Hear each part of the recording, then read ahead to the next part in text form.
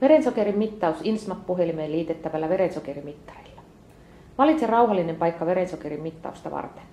Pese kädet lämpimällä vedellä ennen mittausta ja varmista, että ne ovat lämpimät. Näin verinäytteen otto onnistuu paremmin. Verensokerin mittaukseen tarvitset verensokerimittarin, testiliuskat, puhelimen, johon mittari yhdistetään, ja verinäytteen ottoa varten lansettikynän ja lansetin. Kierrä auki lansettikynän kärkiosa ja työnnä uusi lansetti sisään. Kun se napsahtaa, se on paikallaan. Irrota lansetin suojus. Ruuvaa kärkiosa lansettikynään takaisin. Valitse lansettikynän pistosyvyys kääntämällä valintakiekkoa. Mitä suurempi numero, sitä syvempi pisto. Avaa puhelin ja yhdistä verensokerimittarista lähtevä johto puhelimeen. Valitse puhelimesta aloitenäppäin. Ota testiliuska pakkauksesta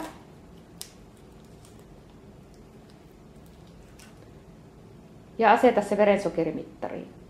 Testiliuskan musta pää työnnetään mittarin sisään. Mittari käynnistyy, kun testiliuska on laitettu paikoilleen. Ota verinäyte. Pidä lansettikynää tukevasti sormenpäätä vasten ja paina kynän laukaisupainiketta. Anna veripisaran tulla vapaasti. Vältä sormen puristelua. Pyyhi ensimmäinen veripisara pois. Ota verinäyte seuraavasta pisarasta. Kosketa testiliuskan näytteenottopäällä veripisaraa. Testiliuskaan imeytyy riittävä määrä itsestään. Älä pyyhi näytteenoton jälkeen testiliuskan päätä.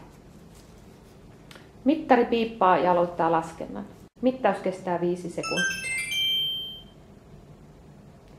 Mittauksen jälkeen puhelimen valikosta näkyy vaihtoehdot lisätiedoista, jotka liittyvät mittaustuloksiin. Valitse puhelimesta syytyyppi, vaihtoehtoina säännöllinen, ennen lääkitystä tai lääkkeen jälkeen tehty mittaustulos.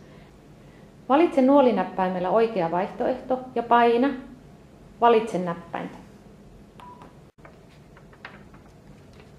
Puhelimen näytössä näkyy nyt sinun verensokerimittauksen tulos.